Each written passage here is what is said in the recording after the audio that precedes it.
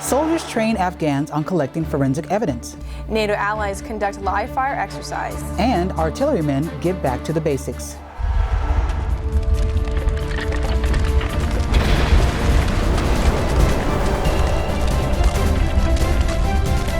Welcome to this week's Marne Report. I'm Caitlin Kenny. And I'm Sergeant First Class Stephanie Weidman with the 188th Infantry Brigade Public Affairs.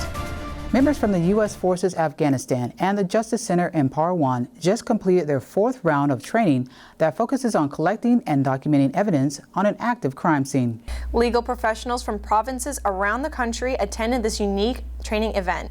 The techniques taught in these classes will continue to help Afghans build cases against those that break the law. Sergeant First Class David Wheeler has more. CSI would pretty much be the equivalent to it, just not as cool. We brought 37 Afghan. We have a mixture of prosecutors, counterterrorism investigators, and counterintelligence. We brought them to this compound to learn how to do sensitive site exploitation, proper collection of evidence and identification of evidence, along with crime scene sketches and doing a full annotation of a crime scene. Well, one of the biggest issues, we work with the Justice Center in Parwan, and one of the biggest issues we have when it comes to court is the collection of evidence. Testimonial evidence does work in Afghanistan, but if you don't have physical evidence, DNA, fingerprints, they're not going to get sentenced to the amount of years that they need to get sentenced for their crimes.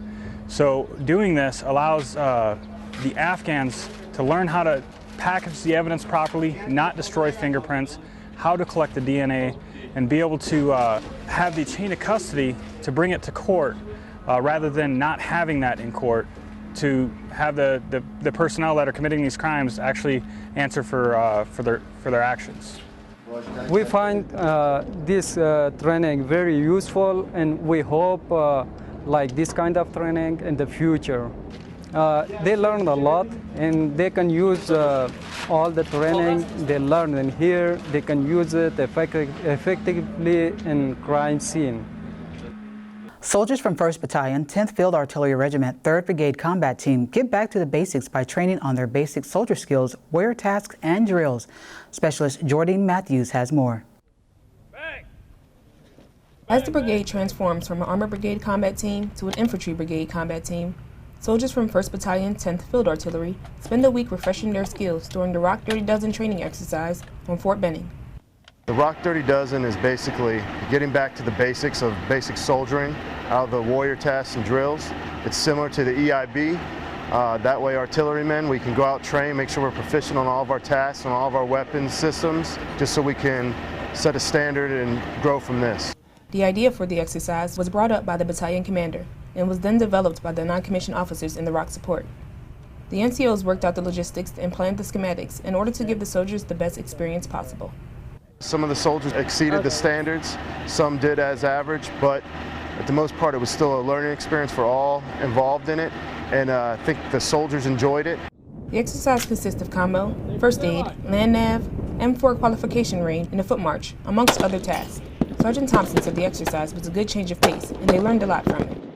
You'll never have everything down the way you think you have it down, and you always need a refresher, because something new might have came up, a new step might have been included into it, and just to make sure you have your stuff down to a T, and it helps develop muscle memory. That way instinctively you'll know what to do without having to think about it all the time. Specialist Jordan Matthews, Fort Benning, Georgia. Football, it seems, is a good way to make strong allies. Soldiers from 2nd Battalion, 7th Infantry Regiment, 1st Brigade Combat Team helped the Latvian American football team, the Riga Lions, by officiating a game against the Tartu Titans. Sergeant Summer Wood from 16th Mobile Public Affairs Detachment has more. It's not every day you see American football being played in the hockey-heavy country of Latvia. It's also a sight to see U.S. soldiers heavily clad in their physical training belts on the field refereeing. Soldiers from 2nd Battalion, 7th Infantry Regiment tested their football knowledge to officiate a game between the Riga Lions and the Tartu Titans of Estonia. The soldiers were asked by the Riga team to lend a helping hand. Of course we're going to volunteer because we want to help out the community as much as we can. This was a great event, a great experience for us to come out, to see them enjoy us being over here and doing what we're doing. It's even better for them. Through shared experiences of living, working, and training together, The Americans and Latvians have been able to communicate mutual values, visions, and now sports. When our soldiers get involved in this and everything, it's like this is a little slice of something that's truly American, and the Latvians like it. Lions, Riga! Although the Titans defeated the Lions 51-6, good sportsmanship was kept intact. Reporting from Riga, Latvia for the 16th MPAD, I'm Army Sergeant Summer Wood. Teams from America, Lithuania, Poland, and Portugal trained on delivering effective fires for defensive operations during a live fire exercise called Flaming Thunder. The month-long joint multinational live fire exercise was held in Lithuania as part of Operation Atlantic Resolve, a NATO initiative. First Lieutenant Matthew Barclay, a platoon leader with Charlie Battery 1st Battalion 41st Artillery Regiment 1st Brigade Combat Team, said that it's all a part of the U.S. coming to Europe to train with its allies to help build relationships and develop joint planning operations. Besides training on military skills, participants also had the opportunity to learn about one another's cultures and create relationships.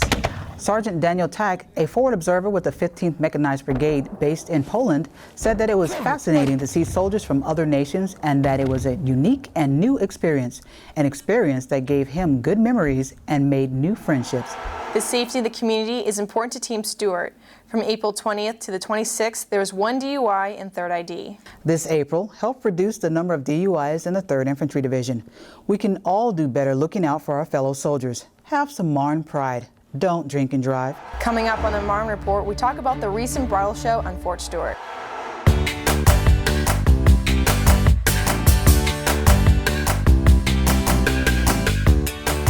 Hello, welcome. My name is Captain Christina Yavorski, and this is Staff Sergeant Nee Rivera.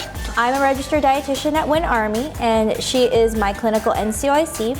So today we're going to be cooking light. What this is going to be is basically all these ingredients are going to make dishes that you could use in a slow cooker or a microwave. So that is the whole concept of cooking light, quick and easy meals that you can make in the comfort of your own barracks. And today we are going to be talking dessert, and this is a part of our cooking light recipes, and you could find these recipes at marnehealth.com. So what are we having for dessert? We have chocolate cake.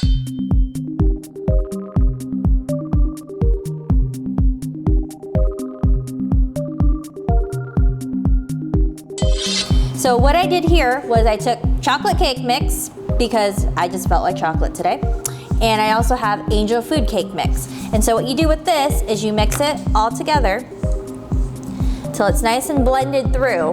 And what we're making today with this chocolate cake is something called 3-2-1 cake. It's very simple, okay? Now, it's also cheap. So if you consider going to the grocery store, it costs a lot of money. There's also a lot of frosting on it. So you really don't have much control in that dessert, right?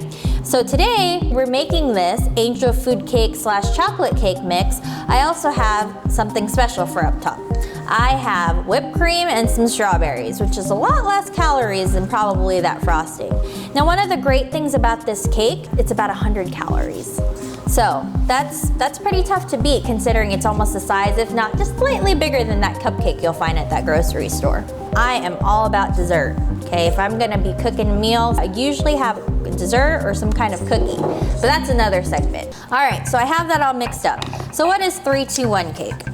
You take a tablespoon and you go ahead and put that in this coffee mug here. 1, 2, 3. So 3 tablespoons of that chocolate cake angel food cake mix, about 2 tablespoons of water. So I have 1 and 2. And then you go ahead and you can mix it. Mix it real well. It actually foams up a little bit, so you want to be careful that you don't have too small of a cup. One of the nice things is with this portion, you could actually split it out and get those little, 8-ounce Dixie cups and fill it up halfway. And so you can make 2 cakes instead of this one that I'm making here in this coffee mug. So if you see here, it's pretty nice and mixed, okay? One thing that I really like to do is add chocolate chips. So maybe about half a tablespoon of chocolate chips. Gives people a nice little treat at the bottom when this is all said and done. Okay, So I'm gonna go ahead and finish that off. And then it's ready to go in the microwave for about 1 minute. So there you have three tablespoons of the mix, two tablespoons of water, and then 1 minute in the microwave. So chocolate is awesome. Now, how do you get that little bit of chocolate so that you can make sure that it's doing those great things that you always hear about in the news for you? That it's an antioxidant, this and that. Well, you need to make sure that your chocolate is at least 70% cacao bean. If it's not, then you're not really getting those benefits. So if you have milk chocolate or something that's 33%, you need to go a little bit higher for you to get those health benefits that you keep hearing about. So about 1 minute in the microwave for the chocolate cake, and it should be right about done. Okay. If you see in here, it's a bit foamy. It's airy, it's light, okay? And it's also tasty. So, Sergeant Nee, if we can go get the whipped cream, and we'll go ahead and add that, and some fresh strawberries. There you go.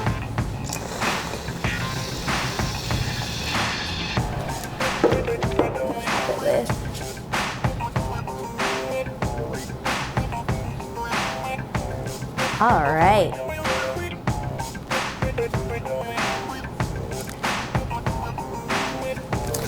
If you look at that, that's pretty nice. I joke around, it's a thought that counts. So instead of buying that store-bought cake, you can say, hey, I made a cake for you. Comes out just as nice. And then I think I have, what was it? We have some test tasters in here. Really good. Really good. So if you want to go ahead and check out that recipe, it's going to be marnehealth.com, and you'll have several other recipes in there about how to cook in the microwave and in the slow cooker. Thank you very much, and I am Captain Yaworski, and this is Staff Sergeant Nee Rivera, and this is Cooking Light.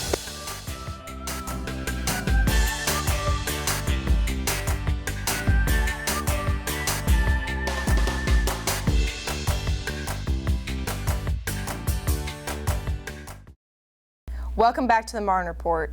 Are you looking for some fun things to do with your family? Then let's check in with Molly Cook, who's here to give us a look at an upcoming event.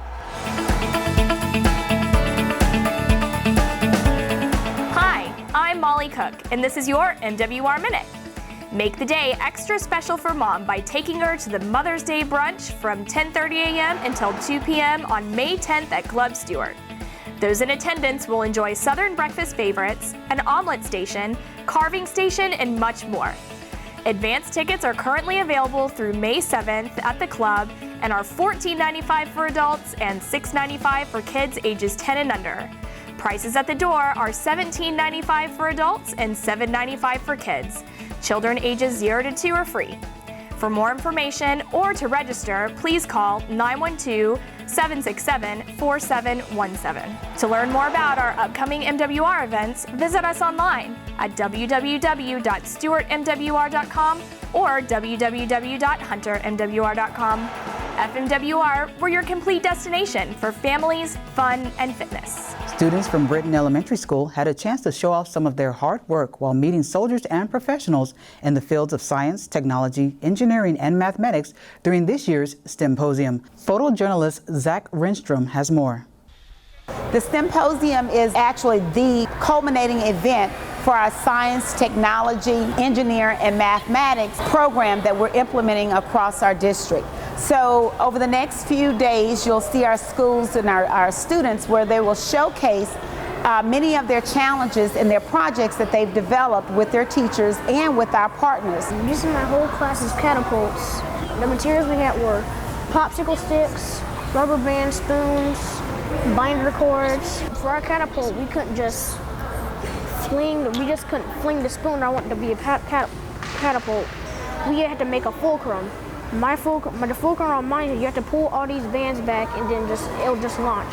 We want to make sure that our great nation is prepared and we have the workforce in the areas of science, technology, engineering, and mathematics. So it starts here. It starts at the early stage by making sure our students have the skill set so that they can be able to enter into the workforce and support our workforce through the science, technology, engineering, mathematics. The greatest aspect of this is the fact that we've been able to partner with our military command and also other stakeholders, government agencies throughout the community to support the symposium in the science, technology, engineering, and mathematics. We partner with Britton Elementary and Kessler Elementary to support the symposium to basically introduce the kids. I guess we're dealing with pre-K through 6th grade and show them how science, technology, engineering, and math, and now art is integrated into our daily work as soldiers, as fire direction soldiers specifically, or as artillery soldiers in general. The way we take the math that they're learning in those grade levels, 4th, 5th, and 6th especially, and show them how that relates to what we do. Students from Britton Elementary will be visiting the Marne Report studio next week, and we're excited to show them all the work that goes into this show. Club Stewart on Fort Stewart hosted a bridal show on April 26th, and with us to talk more about that is Martha Jackson with FMWR. Welcome. Thank you, Caitlin. So what happened at the bridal show? We hosted 30 vendors and sponsors from around the Coastal Empire area. We covered everything as far as invitations. We had a great DJ. It was almost like a little party. It was a lot of fun. We had a fashion show with 35 dresses that we showed off and then raffled off at the end of the event. So that's great. It was a good time. What was kind of like the whole reason for having a bridal show here? Well, basically, we want to give our local soldiers and community a chance to have access to vendors they do not normally know about. We're entering the PCS season, so we've got new folks coming in. We also just recently had a deployment, so we have new fiancés, new brides that are looking for options. And a lot of times, with Savannah being such a popular wedding venue, wedding area, they don't know where they can go to find affordable options. So we brought that to them. That's awesome. We brought that, and of course the dresses also were, just like a special kick. Like here, have these awesome, brand new designer dresses. That's perfect. It's a pretty cool program. Awesome. And are you planning any other events at Club Stewart in the future? Well, we do have events coming up, but the one that I'm excited about is that this one was so successful, we've decided to do another bridal show, but at the Hunter Club. Oh, awesome. And the format will be a little different. We're looking for more, more fun, more excitement. It's just not your traditional bridal show where you walk around and go to booths and then leave. It really is more of a party. Out there, we're looking to have, we'll have like a bistro and a bar option. Oh, awesome. Folks can hang out and once they see everyone, and we do raffles and prizes the whole event. And that one's the 4th of October. Well, thank you, Martha, for coming by and talking to us about the show. Thank you. I enjoyed it, always. The Hunter Army Airfield 75th Anniversary Duathlon 5K run starts at 8 a.m. May 16th. It will consist of a 5K run on the flight line, then a 10-mile bicycle ride around the post perimeter, and finally a 3K run around the headquarters building. The event also will have static military displays, music, and food vendors. Civilians are invited. Trophies will be awarded to the top 3 overall male and female duathlon 5K runners. Awards will be presented to the top 2 winners in each age group. T-shirts will be given to pre-registered runners. Registration is underway at www.runsignup.com. The cost is $35 per person from May 1st to the 11th and $40 on the day of the run. For additional information, call 912-315-5078. U.S. soldiers participating in Operation Atlantic Resolve in Eastern Europe used their weekend to give back to the Latvian community. 2nd Battalion, 7th Infantry Regiment, and the 173rd Infantry Airborne Brigade Combat Team partnered with the Latvian Christian Camp Center to cut and load wood that will be used to build camps for Latvian children and campfires. Sergeant Summer Wood brings us that story. Soldiers from 2nd Battalion, 7th Infantry Regiment, and 1st Squadron 91st Cavalry Regiment came together for a day of lifting and giving. The soldiers partnered with the Latvian Christian Camp Center, a nonprofit organization that provides camps for less fortunate children. The 2 units collected stacks of wood for the center in order for it to be used to construct camp buildings and to build fires to keep the kids warm. This is kind of why most of us serve, is to help out people who don't have the means to, or who need it. So it's a pretty good feeling. The community service event is a part of the relationship built with the Latvian community during Operation Atlantic Resolve. The operation is an ongoing multinational partnership focused on joint training and security cooperation between the U.S. and other NATO allies. Looking outward toward our NATO partners is a great opportunity for us to expand our own knowledge and understanding of the world. The work the soldiers put forth in one day would have taken the center weeks to complete. The Latvians were appreciative of the selfless attitude the soldiers displayed. They like it also, they smile and I see it, because sometimes people don't want to help. They just, what is help? They want to get salary, something like this, yeah, but you just come and it's great. Reporting from Seagold, Latvia for the 16th MPAD, I'm Army Sergeant Summer Wood. To find out what's happening across Fort Stewart, Hunter Army Airfield, and Kelly Hill at Fort Benning, we turn to the Frontline newspaper. Let's check in with Martha Jackson for this week's news.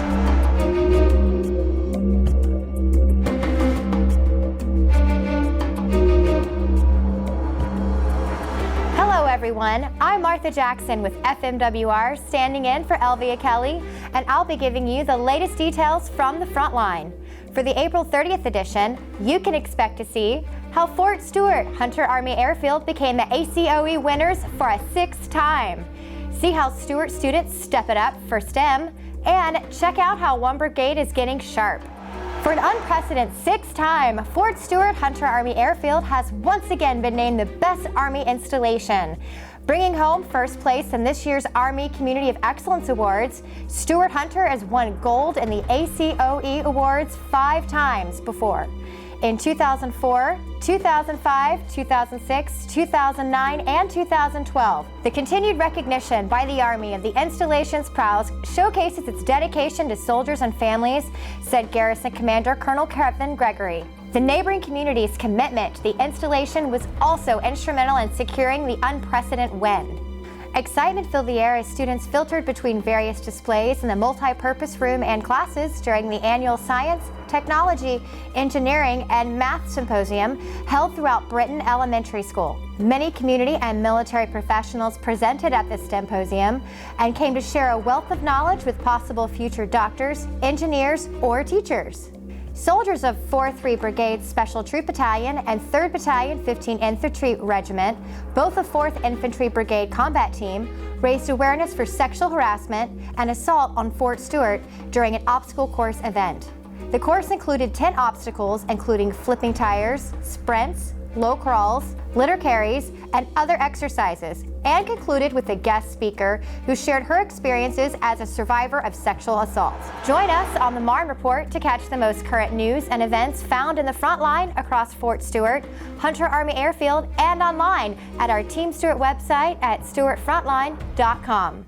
Coming up, soldiers from 27th Infantry joined Polish citizens in a community fun run. I can't do this anymore. I can't do us. No, what's wrong with you? It's not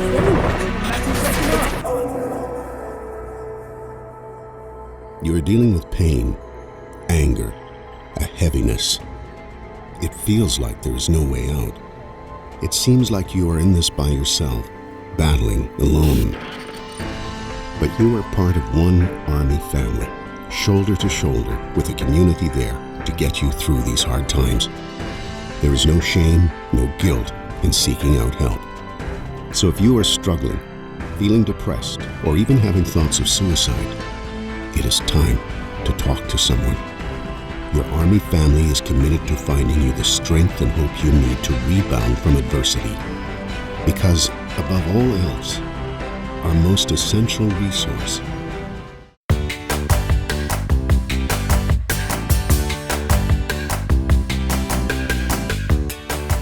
Hello, welcome. My name is Captain Christina Yavorski, and this is Staff Sergeant Nee Rivera. I'm a registered dietitian at Win Army, and she is my clinical NCOIC. So today we're going to be cooking light. What this is going to be is basically all these ingredients are going to make dishes that you could use in a slow cooker or a microwave. So that is the whole concept of cooking light, quick and easy meals that you can make in the comfort of your own barracks. So I figure, hey, for this first series, let's go ahead and make something where we think of home. What is more home than comfort foods? In particular, how about Italian? So you have what? Spaghetti, chicken parmesan, you have pizza. So that is pretty much the theme today. In Italian cooking, there's plenty of lycopene. And so what is lycopene? You usually find this in tomatoes. So what we have here today is some tomato sauce.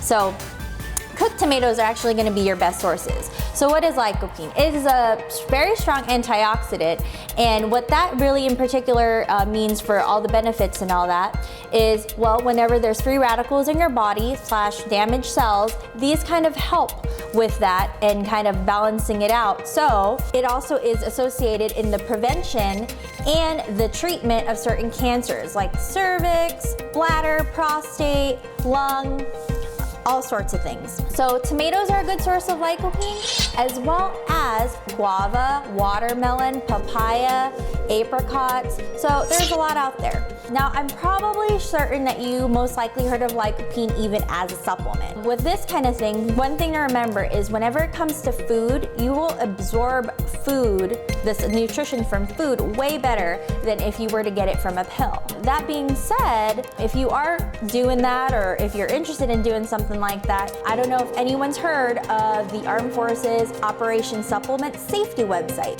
And basically it'll give you all the information that you need to say, hey, am I wasting my money? Is this worth it? Or should I just go ahead and make myself some pizza casserole?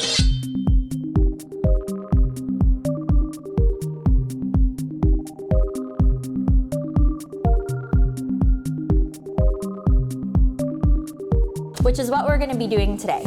First, we have here some ground beef. What we're gonna do with this ground beef is cook it in the microwave for about 2 minutes in this casserole dish. Just make sure that it's microwave safe, okay?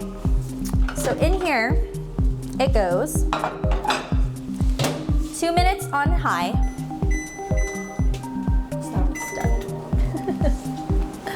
All right. So we're gonna wait for that to cook.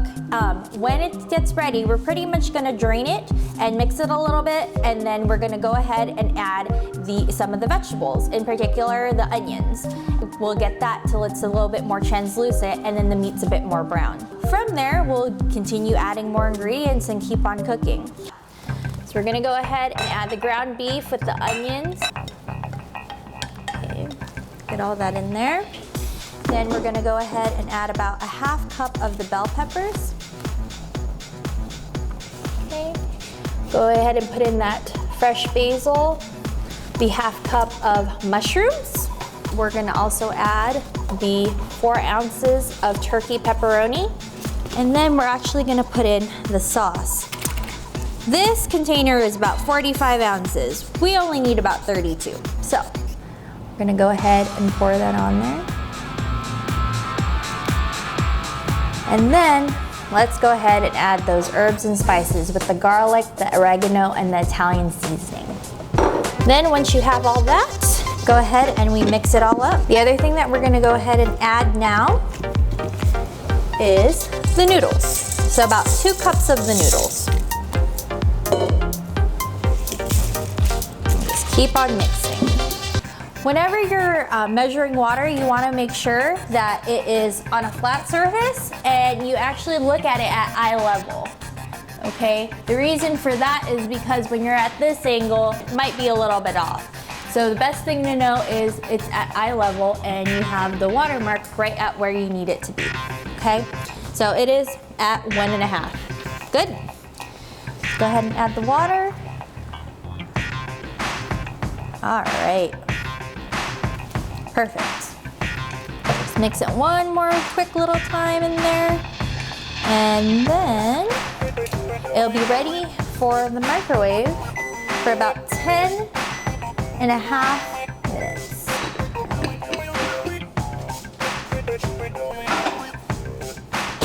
So the pizza casserole has been in for about 10.5 minutes. Now we're gonna top it with about 3/4 cup of mozzarella cheese.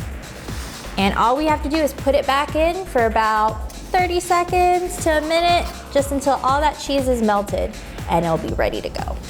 Hi, Private Johnston. Hi, we would love your help to come ahead and taste our pizza casserole. Let me go scoop you some of this pizza casserole here. The noodles are nice and soft, the whole grain noodles. Go ahead. You probably want to blow on it. What do you think? Delicious, ma'am. I love it. Thanks. So there's a pizza casserole with all those benefits of the lycopene. So if you want to go ahead and check out that recipe, it's going to be marnehealth.com, and you'll have several other recipes in there about how to cook in the microwave and in the slow cooker. And also try to get those benefits from the lycopene with this wonderful Italian cooking. Thank you very much, and I am Captain Jaworski, and this is Staff Sergeant Nee Rivera, and this is Cooking Light.